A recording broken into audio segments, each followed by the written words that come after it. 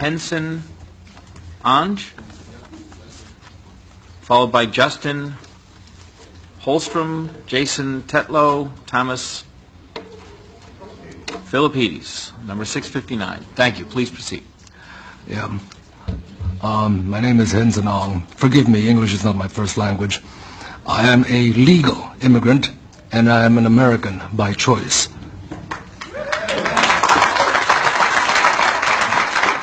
Thank you for giving me this opportunity to express my opinion and give my testimony in opposition to the majority of the proposed bills which do nothing to deter future crimes.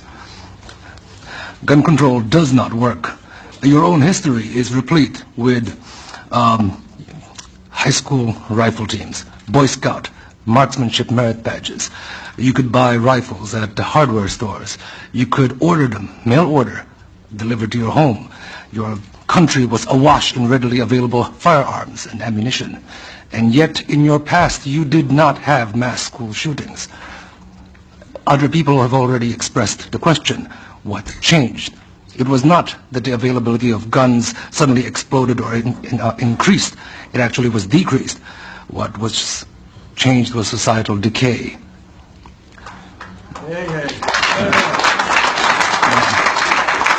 If gun control actually did work, Washington, D.C. and Chicago would be the safest cities in your nation, but it is not. They have the toughest gun laws and the highest crime and murder rates. Now, some people have asked and called the AR-15. They called the AR-15 a weapon of mass killing. Well, it turns out that there are a few government agencies which disagree with that characterization. The Department of Homeland Security has stated that a rifle chambered in 5.56 NATO with a 30-round magazine is suitable for personal defensive use. I have documentation on that. It is HSCEMS-1212-00011, solicitation for the Immigration and Customs Enforcement Agency. Now, who needs an AR-15 with 30-round mags? That question has also been brought up. And I would like to put forward that had the Koreans in the LA riots not had AR-15s and AK-47s with 30-round magazines and Ruger 30s, their businesses would have been burned to the ground like all of the other businesses in their neighborhoods. Theirs stood because they stood their ground. I would also put forward the conjecture that had the 10,000 students at Tiananmen Square not been unarmed, things may not have resulted in so many of them disappearing. In your own laws, United States versus Miller, 309, U.S. 174, 1939, it was made clear that the type of firearms protected by the Second Amendment were those specifically useful and common for military use in defense of the state. I would like to note that the state is not the government. The state is the people. In Lewis, Excuse me, Mr. Ong, if you would.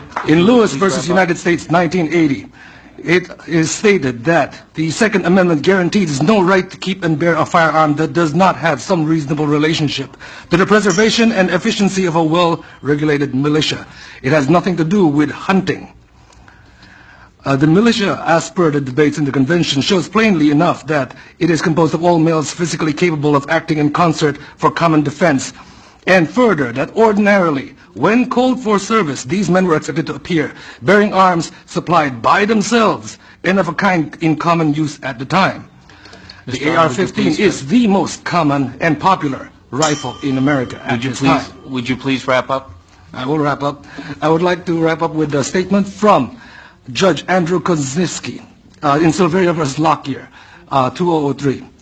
My excellent colleagues have forgotten these bitter lessons of history. The prospect of tyranny may not grab the headlines the way vivid stories of gun crime usually do, but few saw the Third Reich coming until it was too late. The Second Amendment is a doomsday provision, one designed only for those exceptionally rare circumstances when all other rights have failed.